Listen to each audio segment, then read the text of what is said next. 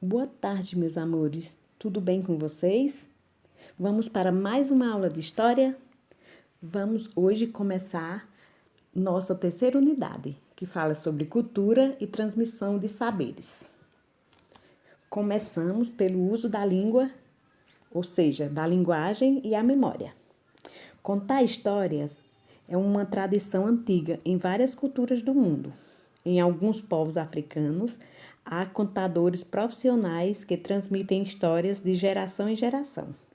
Também é comum entre os povos indígenas do Brasil os idosos reunirem as crianças da aldeia para contar histórias sobre a origem do mundo e dos costumes do seu povo. Pois bem, é muito comum para os professores também, né? Nós, professores, nós fazemos isso na nossa aula. Contar história passa a ser uma diversão para os alunos. E outra, trabalhamos a linguagem, pois nós sabemos que a linguagem é responsável pela transmissão dos nossos conhecimentos. E, ao mesmo tempo, né, nós sabemos que ela é o conhecimento. Eu, particularmente, eu já fiz muitas vezes contação de história, porque eu sei que nela reconstruímos discursivamente a memória com as nossas práticas. Entenderam? Comunicar-se pela linguagem. Antes do surgimento da linguagem verbal, os seres humanos se comunicavam por meio de gestos, gritos e até mesmo cheiros.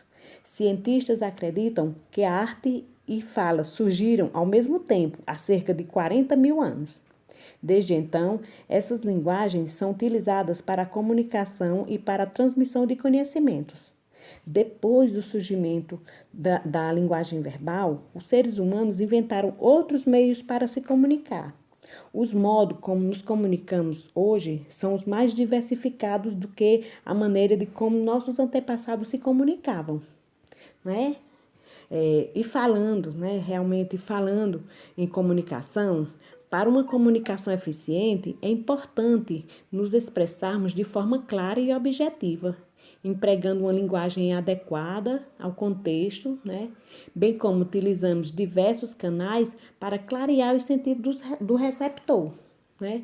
Antes do surgimento da linguagem verbal, como diz aí, os seres humanos eles se comunicavam por meio de gestos e gritos. E com o surgimento da arte e da fala, os seres humanos eles inventaram outros meios para se comunicar, como tem aí a carta, né, o telegrama, o fax.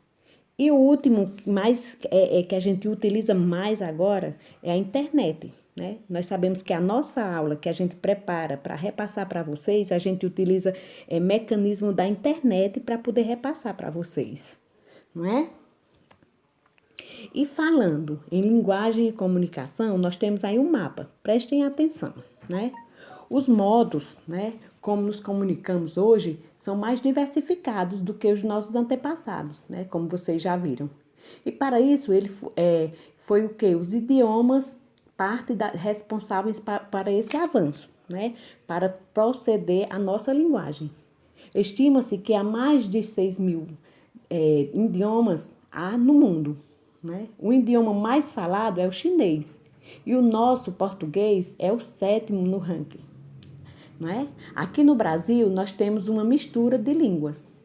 Fora o português, nós temos a língua indígena. Né? O português é falado também em outros países. Veja aí no mapa, né? Como aí nós temos Angola, Moçambique e o Brasil, que são os países destacados no mapa que falam português. Tá vendo aí? Depois vocês vão dar uma olhadinha que tem lá no livro didático. E continuando a linguagem e comunicação, nós temos a Libra, né? Nós temos aí uma linguagem, né, diversificada, diferente, né? Veja como as letras são usadas para escrever a língua portuguesa e são representadas em Libra, né? Que significa língua brasileira, de sinais, né? Como vocês estão vendo aí. Essa língua é usada por milhões de brasileiros surdos e também para os ouvintes, né?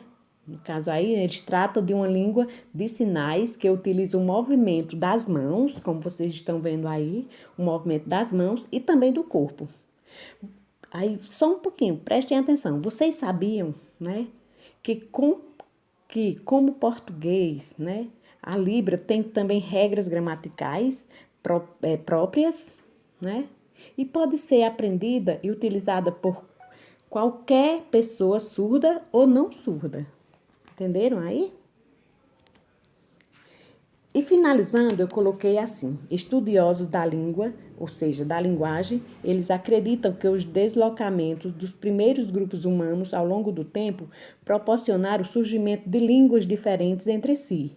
Algumas delas desapareceram e várias se modificaram, dando origem a outras línguas.